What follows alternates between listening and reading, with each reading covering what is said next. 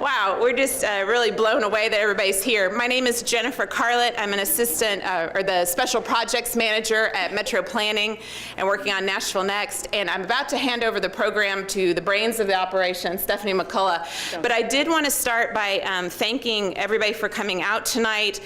So many things you can do on a beautiful summer night in Nashville, and it just blows us away. And we're so pleased that so many people care about this issue, which we've seen throughout NashvilleNext. But I'm glad you're here to share your ideas on it.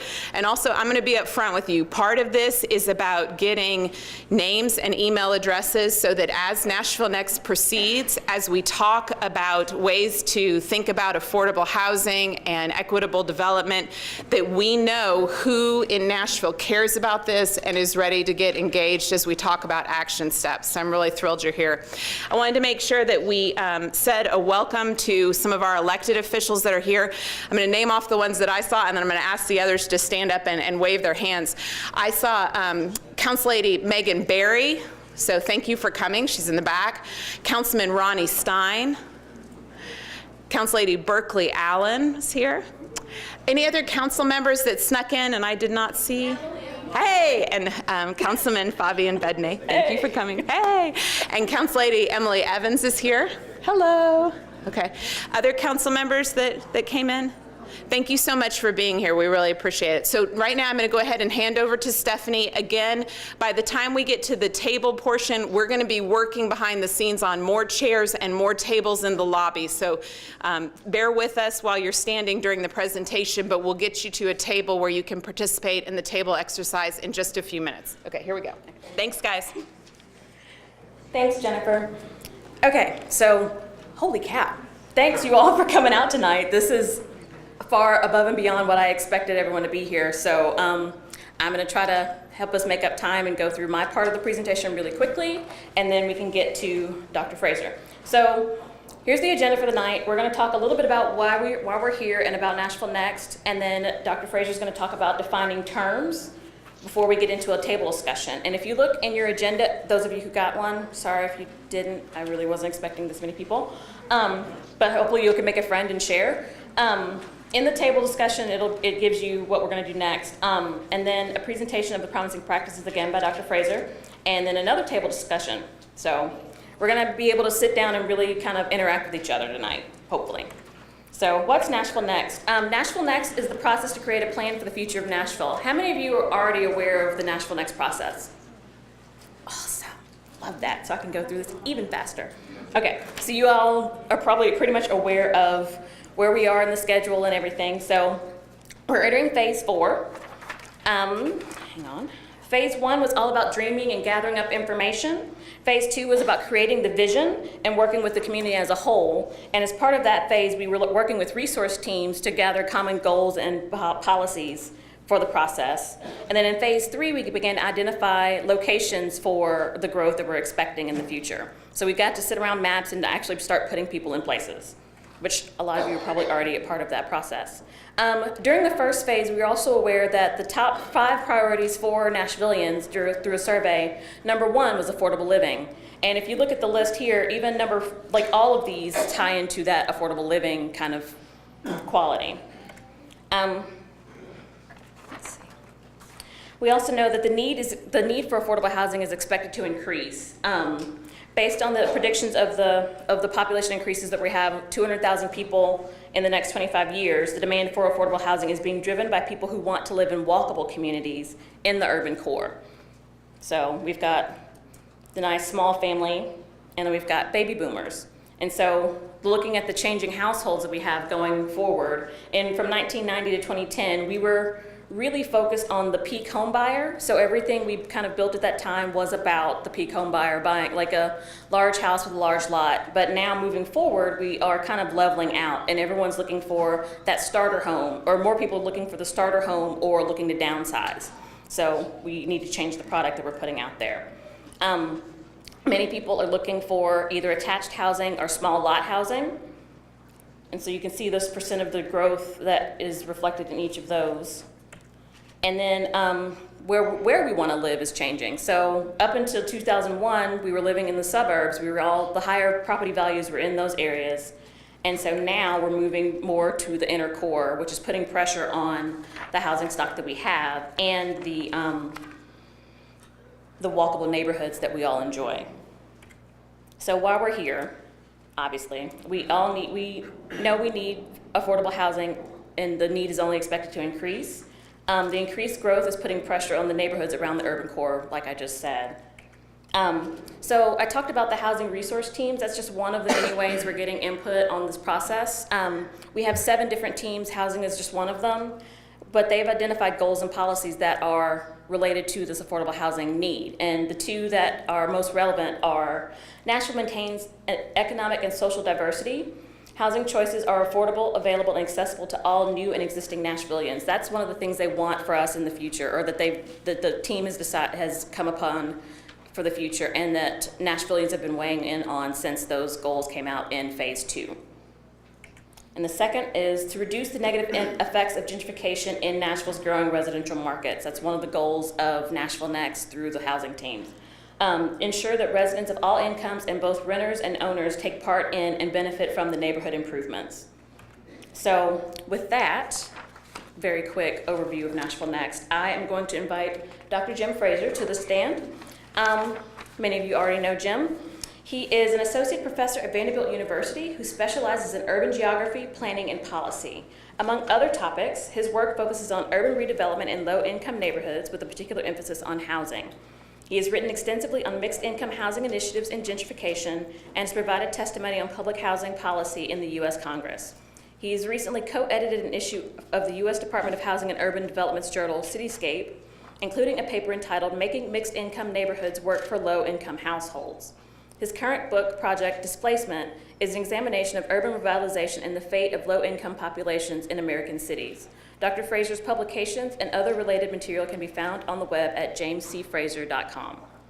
So, come on up. Can you hit that on record? Wow. Let me turn you on. There you go. Okay, I'm on. Actually, I think I'll hold it. See? It works better. Quite the introduction and a little too much. But anyway, I'm Jim, and it is so good to see people concerned about affordable housing and about the neighborhoods in Nashville and hopefully keeping them diverse for all income groups. And what we want to do this first part of the program, some of you will be familiar with and other people might not be, but just defining some terms. Importantly, we're going to talk a little bit about the definition of what gentrification is, because a lot of people talk about gentrification as negative or positive. And I want to make the case that there's a difference between gentrification and equitable development, where we have households of all incomes in the inner city neighborhoods. So the 6 terms that we're going to talk about before we take a break to do an activity at the tables are area median income, housing cost burden, affordable housing, revitalization, gentrification, and equitable development. So a lot of you probably know what area median income is. For the metropolitan statistical area here, it's $67,100. That means that 50% of the population makes more than that, and 50% makes less than that. Sometimes when we use, as a geographer, different geographies, that changes the context of what we're talking about. So for the metropolitan statistical area, that might be a meaningful number. But when we talk about specific neighborhoods, we have to understand what the area median income is for that geography if we're going to serve those residents that are living there, as well as newcomers that come in. So for example, I replicated the census in Chestnut Hill, and we found that the numbers that the American Community Survey provided were not correct. And when we sampled enough households, we came up with an area median income of $15,000. $15,000. And that's very different than 67. So affordable housing for people in that neighborhood means something different. Just to put it kind of face or job description to categories, when we talk about affordable housing, there are a lot of different area median incomes that we're trying to hit. So for example, you have your 0 to 30%, which most of those folks that have housing in Nashville either live in public housing or use Section 8 vouchers, which are rent supplements that the individual takes to a private landlord, which pays 70% of the rent, and they pay 30%. But then we have 50% of the area median income, and we're talking about professions, bank tellers, different types of laborers. So these are people that are struggling to find housing now in the inner city. When we talk about 80% of area median income, teachers, electricians, people that are professionals that don't get paid as what they should, especially teachers. And then 120% of the area median income are people like nurses, program analysts. These are folks in Nashville that are having a hard time finding housing. Now, it may be that we need to focus on the lower income levels because the need might be greater, and it is. But putting all these together, we have many households that are cost burdened. In fact, we have over 40,000 households in Nashville that are cost burdened, meaning that people pay more than 30% of their income every month for rent or to a mortgage. And that's a lot of money. That means that other things that people need in their everyday lives may not be taken care of. But the housing cost burden affects more than just the low income people. It affects 92% of families earning less than 80% AMI, and 80% relatively high. We're not talking, again, about people who are moving into lowest income neighborhoods. We're not talking about people that are moving into public housing. These are folks that you might recognize as working right along you if you're in many different professions. These folks are, as we all know, at greater risk of losing their housing if they're homeowners especially. So that housing cost burden has a consequence, and we saw that over the last period of time with the foreclosure crisis. This is a complicated slide for me because revitalization does equal demand in the urban core. It brings potential benefits, but it threatens a few remaining areas of affordability for many income groups. Now, when I saw this definition, demand in urban core, I think we should be really upfront that it's not just individuals wanting to move into central city neighborhoods, but it's also the real estate industry that are building new products that are helping revitalize our communities. But we need to make sure that alongside the private sector, hopefully we can put public policies in place and do organizing to affect change and have really affordable housing for those people that typically aren't served. And one more historical thing. I think it's important to note that what we have today is not something that was created in the last 5 or 10 years.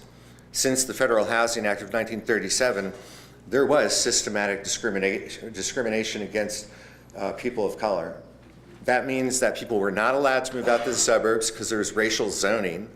And when that was overcome, there were a lot of other practices that steered people into some of these neighborhoods that now we're talking about redeveloping. So being sensitive to that context, to that it's not just income level, but it's also a racial issue. It's something where we need equity, where people in these neighborhoods are not going to get priced out, again, of neighborhoods. I think that's something that Nashville could do really differently than a lot of cities. It's an opportunity for us to have diversity.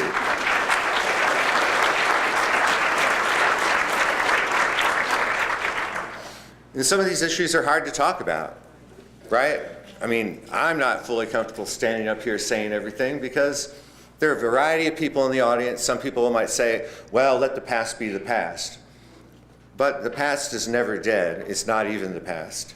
It's something that happens over again if we don't intentionally make sure that all people have opportunities for homeownership and also to rent in our inner city neighborhoods. So the last slide before I turn it over, gentrification. I've heard a lot about gentrification recently, that there's positive benefits and it has negative benefit or negative things as well. But I wanted to define gentrification as the transformation of a working class or vacant area of the central city into middle class residential and or commercial use that results in the displacement of low income populations.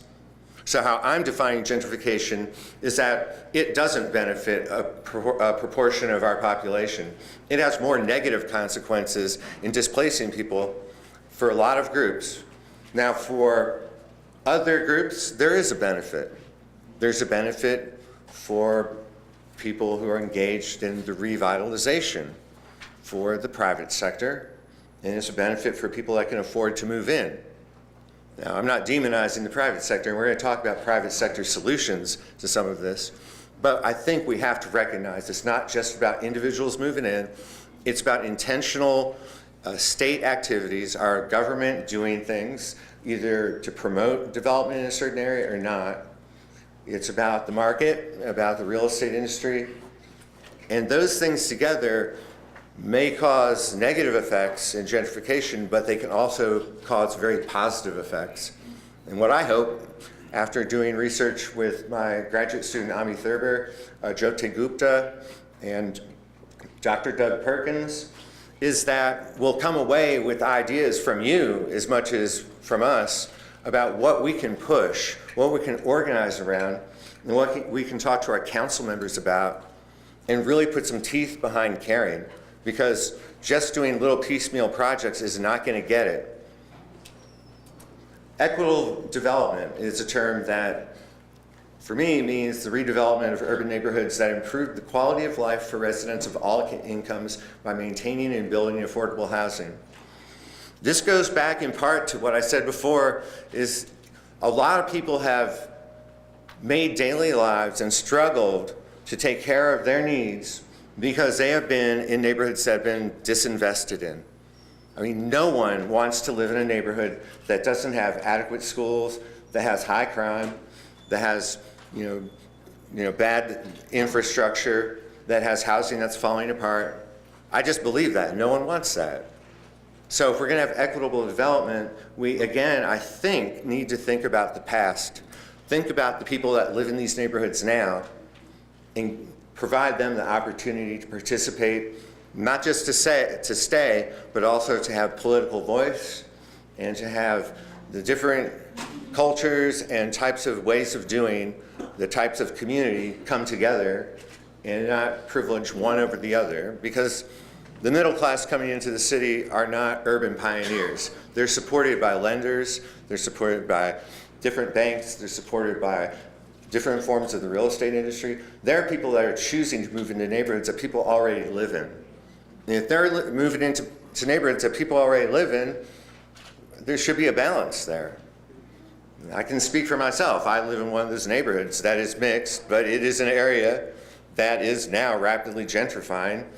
And when I work with KC United, a great group that's organizing to make sure that residents of KC homes have a right to housing, have a right to employment, and needed social services, I get worried because that public housing development is in the middle of an area that's rapidly getting more expensive. I want to make sure when they redevelop it, if they do, that KC United's right there making sure that there's equitable development. I think it's a positive form of organizing.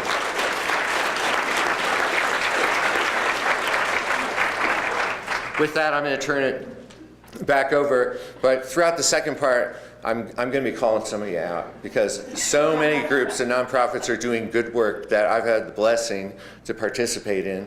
And I think that if we can build on some of these things, we can really have an integrated by race, by class, by income level set of neighborhoods that will thrive and make Nashville the best city in the Southeast.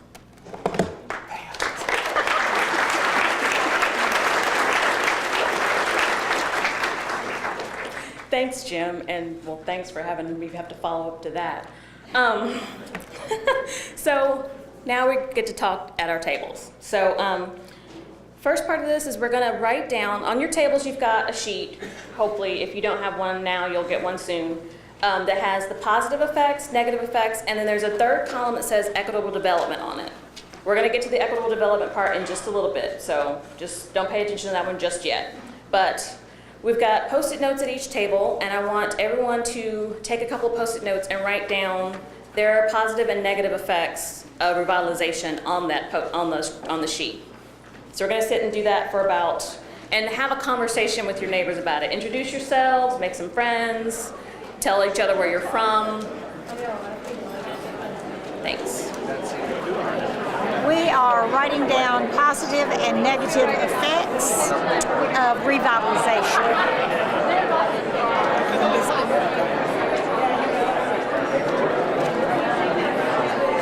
Right now we're doing a project in East Nashville District 5, which is the neighborhood on the other side of Gallatin Road between Gallatin, Dickerson, Trinity Lane, and Spring Street. That's Scott Davis's district.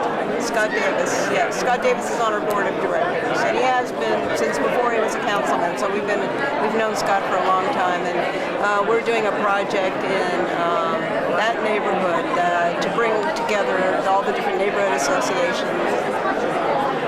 Go ahead and start just saying some of those out loud. We'll talk. Share what sounds positive, what sounds negative.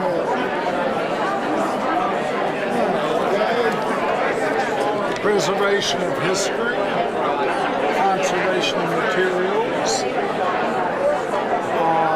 preservation of community, healthier, more livable communities,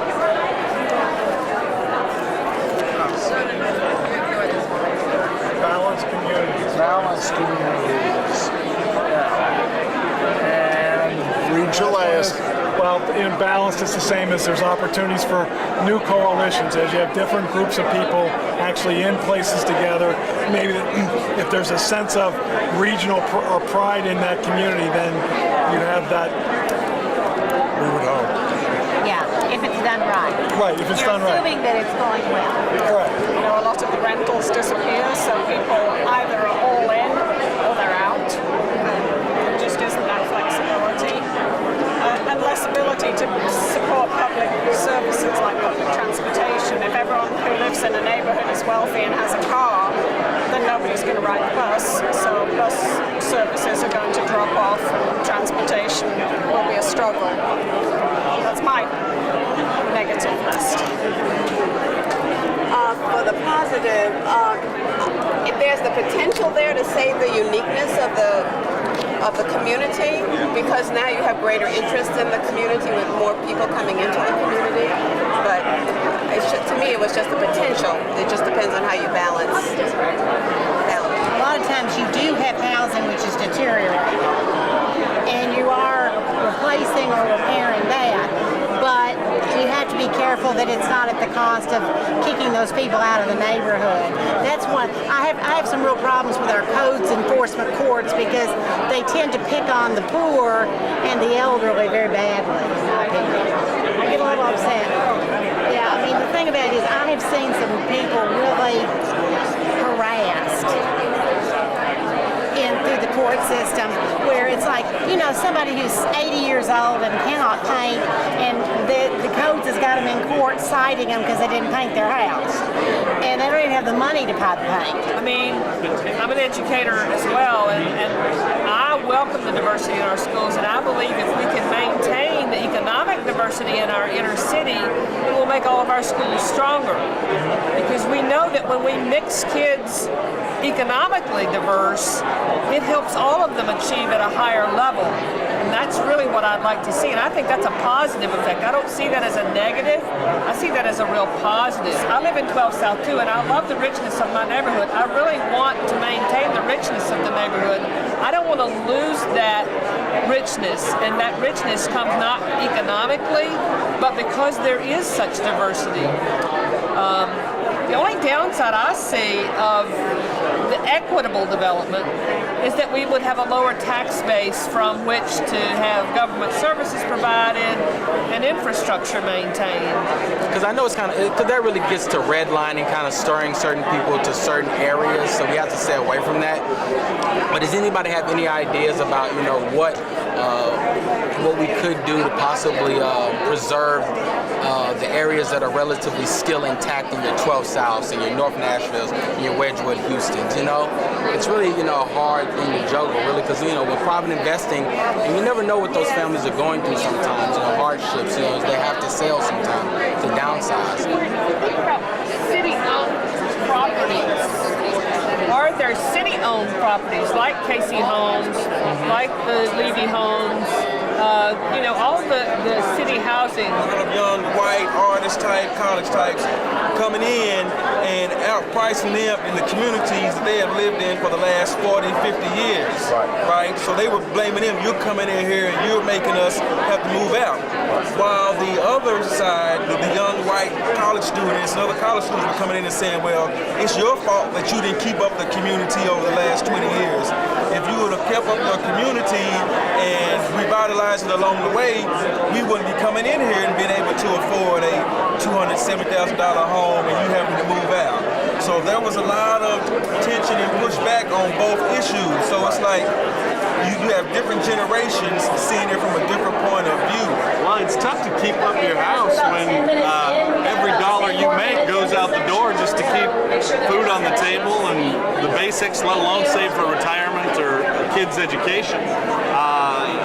Something's got to give somewhere. If people ain't got no money, you can't get blood from a speak. They got a big old picture on the billboard saying that some kind of community is going to be them perfectly good houses. They could make new places out of some of them houses and get as much money as they would if they had 2 homes.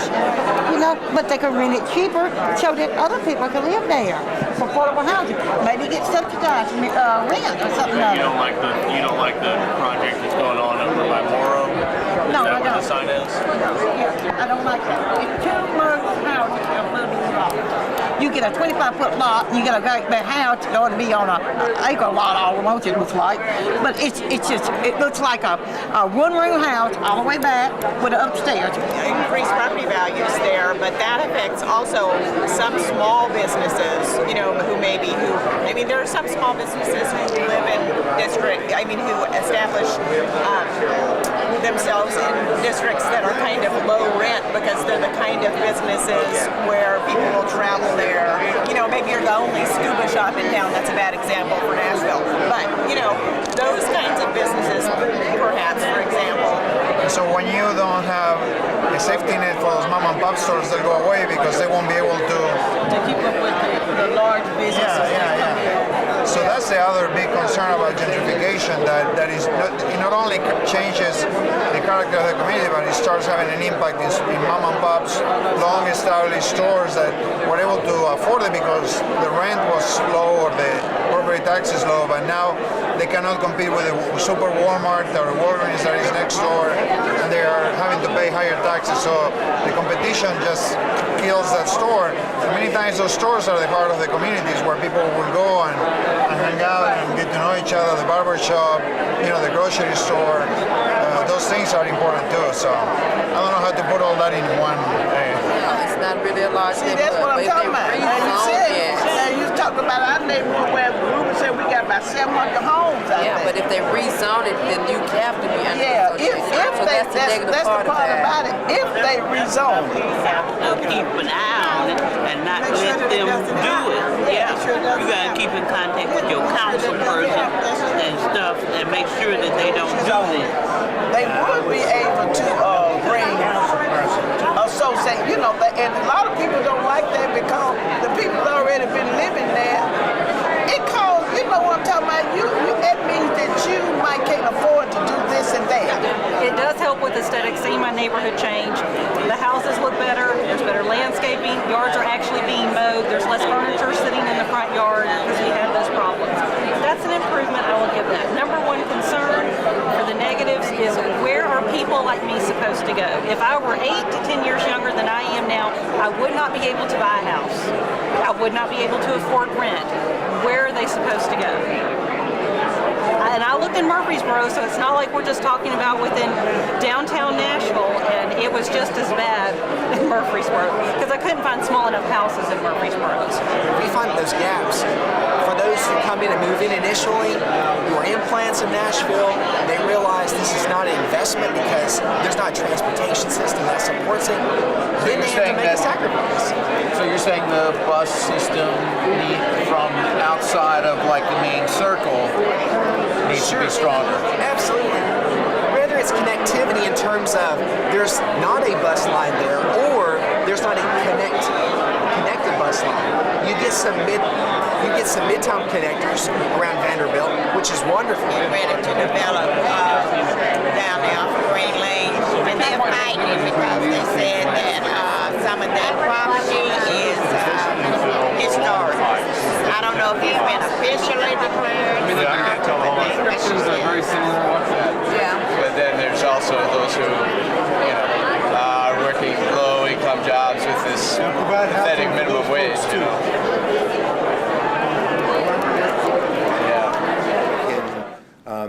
Push certain agendas in terms of developing public policies. It's just as important to do things like Matt Lieber's doing with KC United, to organize residents, to organize people that are living in these neighborhoods, like Mike Hodge does with the Neighborhood Resource Center, in order to have a voice and to have a voice that matters.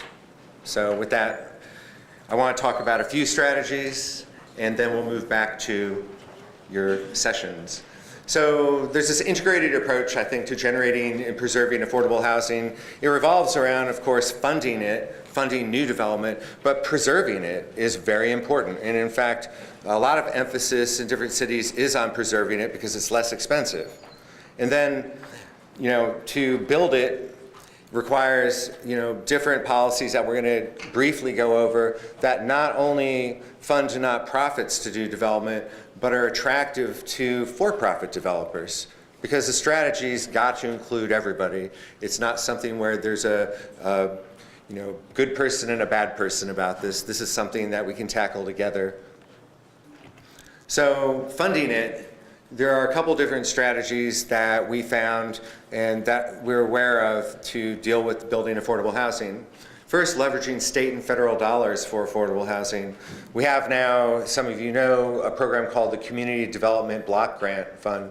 And for example, in Cincinnati, they pooled their money. They asked HUD, the Department of Housing and Urban Development, if they could use their block grant money that was going to be provided to them over the next 5 years, take the money now and pay back a loan in order to develop more public or more affordable housing at different levels. So they could actually carry out the work and have the capacity financially. So those types of resources exist. It may seem a little more technical. I'm not going to go over all of the pots of money, but our nonprofits here, like the Housing Fund, Urban Housing Solutions, know about these things in the city. Secondly, creating a dedicated local funding mechanism for the development of public or private, I keep saying public housing because I work primarily in public housing as well as low-income neighborhoods. I got public on my mind right now. But creating a dedicated local funding mechanism for the development of programs that focus on affordable housing. Now, this is where I start to think really optimistically. I'm thinking of the Barnes Housing Trust Fund and how we finally got that passed. And there's an initial outlay of money that will do good work, but we need a dedicated stream of money.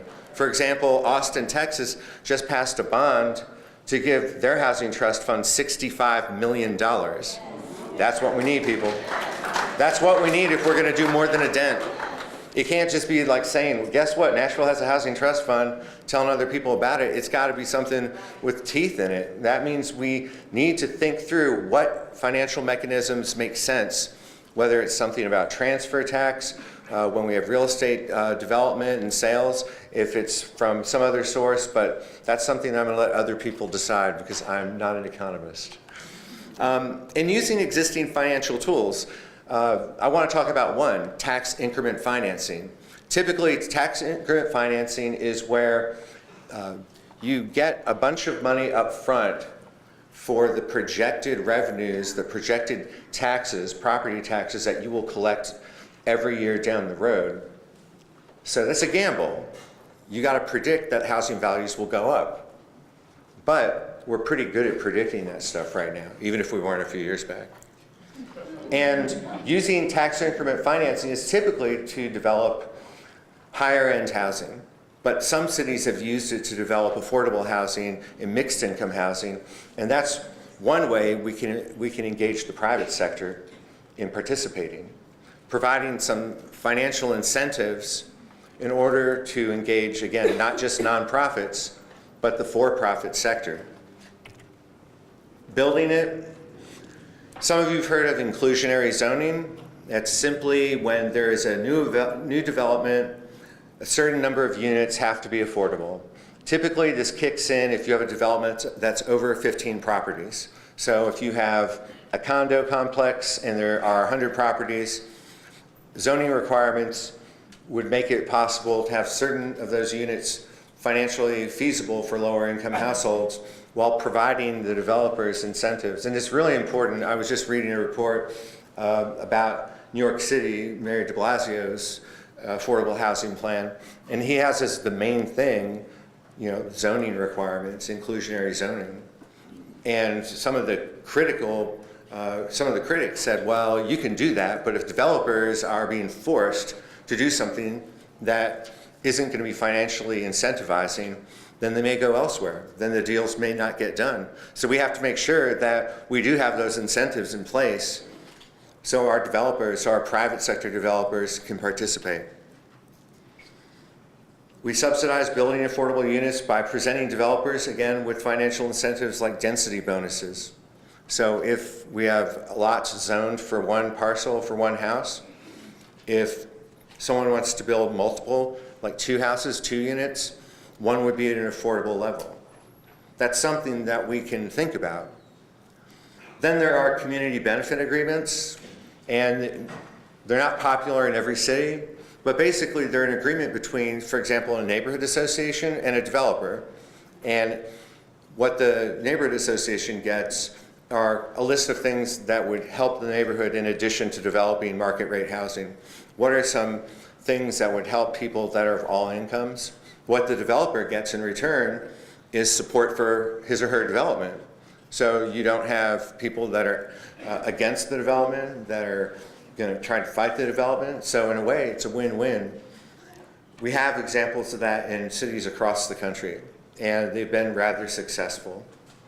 And that's one reason why it's so important, right, for neighborhood residents and their associations to build and get strong. And again, the Neighborhood Resource Center is the #1 place to do that, right? So we really need them to help us. And last, acquire land from the city and purchase available parcels of property. Now, we just had a program a few years ago called the Neighborhood Stabilization Program in Nashville. It's a federal program. We got $30 million. And I've done a study of the Neighborhood Stabilization Program across the country because part of that is purchasing foreclosed properties and redeveloping them is affordable. But the problem is that the nonprofits that are engaged in doing this are literally in competition with for-profit developers. And that makes it tough because some of the regulations that one has to follow if they're using a federal program are a little more onerous, a little more taxing, a little more time-consuming than someone in the private sector. Now, I don't think it's about competing, but the reality is, folks are buying up properties, and why shouldn't some of those properties be bought up by nonprofits that can build affordable housing or developers that make a commitment to developing affordable housing?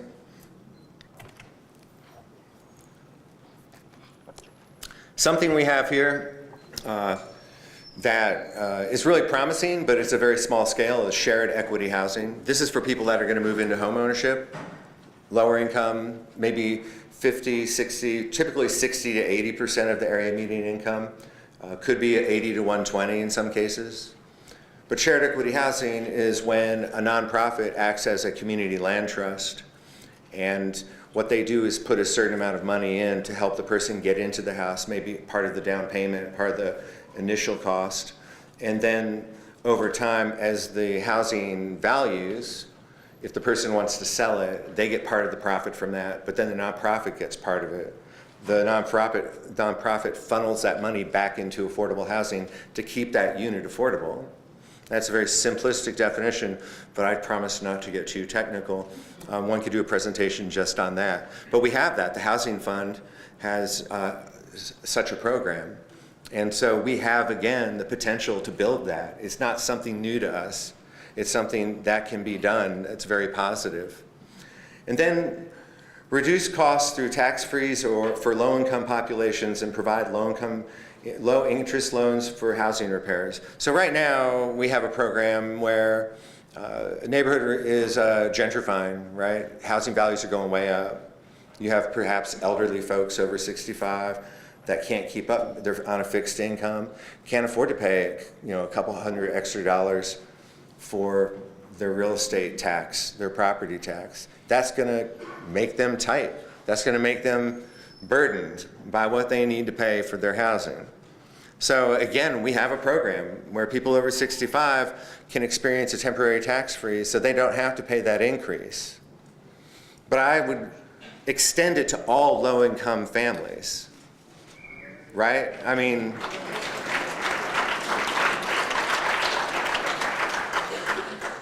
it doesn't mean a freebie or a giveaway. What it means is that it's a strategic plan to freeze the taxes and on the tail end start having those paid back, but it doesn't put the person that's in their home at jeopardy of losing their house because they can't afford it.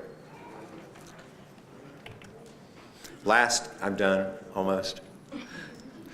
It might sound hokey, but I really believe that one of the most important things in order to get this stuff done, and the stuff that I have written about most, working with neighborhoods across the country, is community building. Because we have a history in our country of middle and higher income neighborhoods not wanting affordable housing in their neighborhood, not in my backyard, right? Well, we also now have issues with people coming back into the city who want things their way. Now, this doesn't mean they're bad folks, but it is a little disrespectful, right? I mean, so building community, and again, once again, and I promise I don't work there, the Neighborhood Resource Center.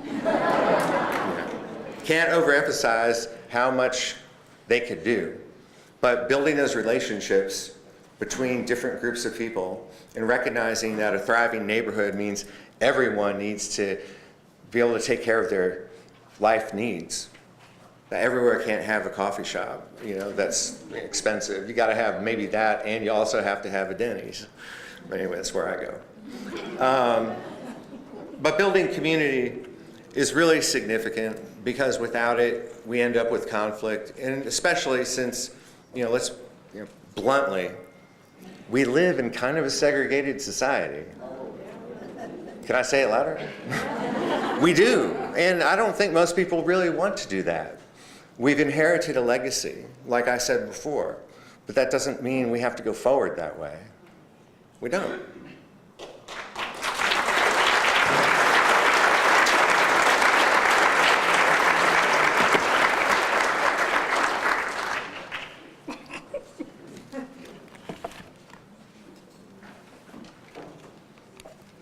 Thanks again, Jim. Okay. So it's 10 after 7. We're supposed to get out of here by 7:30. So I'm going to try to keep us to that. So here's the next part of the exercise. Those of you with agendas, you might have noticed that on the back page with your table discussion guide, there is a kind of cheat sheet of some of the things that Jim talked about, some of those tools that we can use. But you also see at the bottom of that, it says your ideas. So if there's something that we didn't cover tonight that you know about that would help with some of these issues we've been talking about tonight, write it down. But what you're gonna do is that list of negative effects that you have, look at that list. And if there's anything that you heard tonight or that you know about that could help make those negatives into a more equitable development, then write it on the back or write it on another piece of a Post-it and stick them together and move them over to the next column. Does that make sense? I can say one thing. Yep. Oh. I forgot one thing, got to put a shout out to someone, because Mark Deutschman and Hands on Nashville and the mayor's office and some of us from Vanderbilt did help folks do repairs on their homes. Low-income folks got their homes weatherized for free. So I wanted to point those other organizations out. Thank you. So that also could be something, one of the tools we use in your list. So with that, we got about 15 more minutes. Loss of affordable housing. You mentioned the freeze on property taxes as one way. Has lost interest in having socials and group meetings and discussions and common, anything from house parties. And your spaghetti dinners that y'all used to have at your meetings that I come eat. That always does. You used to have spaghetti at your meetings. They have spaghetti. And I started thinking about, look at all the condos that have gone up in Germantown and East Nashville, all over the place. If we had had that in place, think of how many hundreds of affordable housing units we would have. The other thing I like about it is that it's not like some big government program that you got to spend $1 zillion on. You're just saying to a developer, you are profiting from the fact that housing costs are going up in this neighborhood, and that's hurting some people. So you need to bear some of the costs. And that seems reasonable to me. We're a part of the Germantown co-housing development, and as a part of that, we have 3 affordable housing units, but it hasn't helped the diversity of the project. You know, it's just we're homogenous. But I think that's been a grassroots, another kind of grassroots approach is the co-housing movement. Could you just say the group you're involved with again? It's Germantown Co-Housing. We're on the 5th and Taylor. 25 units going in. Yeah. Without a doubt, like that's in community discussions, it is quite obvious that,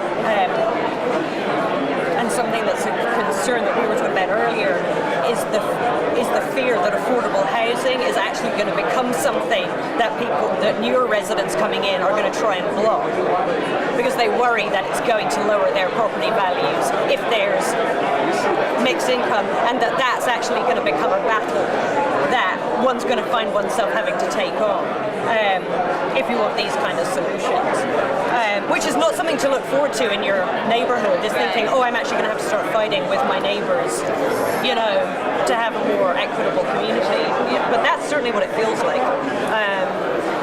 Yeah, so that, I mean, all the years that I was working at Vanderbilt, you could actually stand on Edge Hill Avenue and at 7 o'clock in the morning or 3 o'clock in the afternoon or 11 o'clock at night and watch people walking to the medical center because there was housing in Edge Hill that people could afford who were working the not-so-well-paid jobs at the university. And that's kind of so, I mean, I see the mixture as an asset.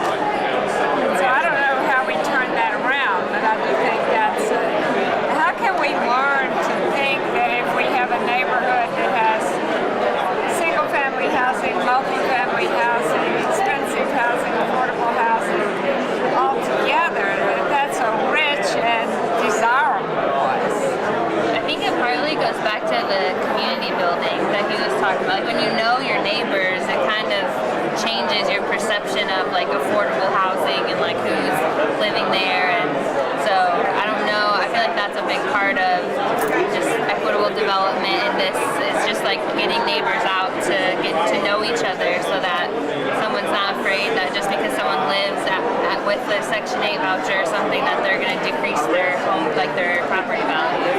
So it's when they have a name, it kind of, you know, it changes it a little bit. So. For that Germantown co-housing community over there near Monell's and whatever it's being built. It's about 30 units, and they're built on the premise of being more community and helping each other, being there, and so on. A lot of community layoffs in that neighborhood though, over by Germantown. Community layoffs, you know, those that look out for, you know, what's going on in the community. You know, they're really concerned. And I think we have a great responsibility as to be that in our neighborhoods. If it means taking information. Trees on the street. promote traffic calming so cars don't go as fast. You know, we're so homogenous that we don't have anything to do with other people, but we don't have sidewalks in a lot of our places. And I can tell you sidewalks make a huge difference for the ability to know one another and to work together to get what you want for your neighborhood. Which then you could address, okay, lack of social, cultural, and economic, diversity. When you have sidewalks and green spaces, community spaces, that's where you have social interaction. There's a lot of the folks who are working at your Kroger or your McDonald's or all of the places that are like in Vandy World, right? So all of those restaurants and on-campus restaurants, those incomes aren't enough for them to be able to afford the transit from Antioch or where have you. So what's pushing people out of the neighborhood? That the income, the rent rates are too high in the closer areas because it's now so desirable that people who are landlords are hiking it up. The asking price for a house is ridiculous. Our house, which we bought for $62,000 a few years ago, our next door, the house next door just was built from scratch and sold for $775,000. And it's about our size, so that's like 15 times. Right. Yeah. So it all costs so much more now. And so, how do we get these things over here? I think. I think he gave a good summary, actually. He talked about how it takes some public money, it takes some incentives, but Right. And things like the Barnes Housing Trust are fantastic. It's just the question of, okay, this is a great thing that we have, but how do we keep it going, right? So you want it to be sustainable so that it continues. One would think that it costs money to do that. It costs public money, but because of the tremendous development and value of homes, our taxes, without the rates going up, have kept us floating and kept us going. So it's kind of a equalizer. Yeah. The taxes we get because of the rapidly increasing property values should be redirected in small part, I think, to dedicated housing plans. For sure. So I don't know. What is this? What is that? Well, this is one where we changed our zoning 20 years ago on purpose to not have what happened in Green Hills. We were R, and we changed it to R20. That means you had to have a minimum lot size of 20,000 square feet. We changed it to RS, which is single family. Okay, right. So we did that long ago, just because of what was going on in Green Hill. That bulldozing of a family home that's been there 40 years, and they're putting in a fourplex, something like that. That can be done. Zoning is really important. Small, large lots with small homes. There are duplexes that are really nice. Ones that are for lower income. There are apartments. They can provide the Planning Commission. I think there's a property on the property tax sale coming up in July on the Hickory Terrace. One quick thing is our mantra in our homeowners association is we don't want to hear bulldozers in the morning unless we're expecting it.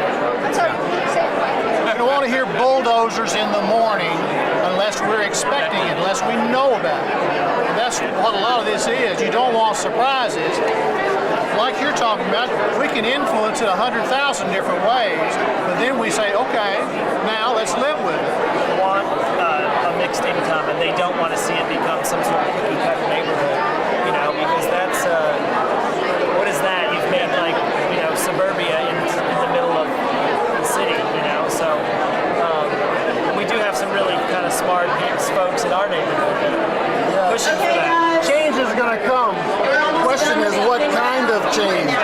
That's what they're saying. That's what I was getting out. Exactly. Before we leave, there's a couple more pieces of paper on your table that I would like for you guys to fill out. Each of you has this community conversation, half sheet. If you could take a second and fill that out. If there's anything that you didn't get to say in your table, then you got a chance to on the back side. Just a little bit of information about who you are so we can keep track of everyone we've been touching in this process. If you haven't filled out the NashvilleNext survey, please do so. You can drop those off with us here, or you can mail them back in, or you can drop them off at your local library and we can pick those up there. Okay? And one last thing, if you guys enjoyed this setup, we've got another community conversation going on Thursday, July 10th. At the same time, 6 p.m. in the same space, where we're going to talk about culture and placemaking. So tell your friends, come show up for that one. And with that, if no one has anything, thanks for coming.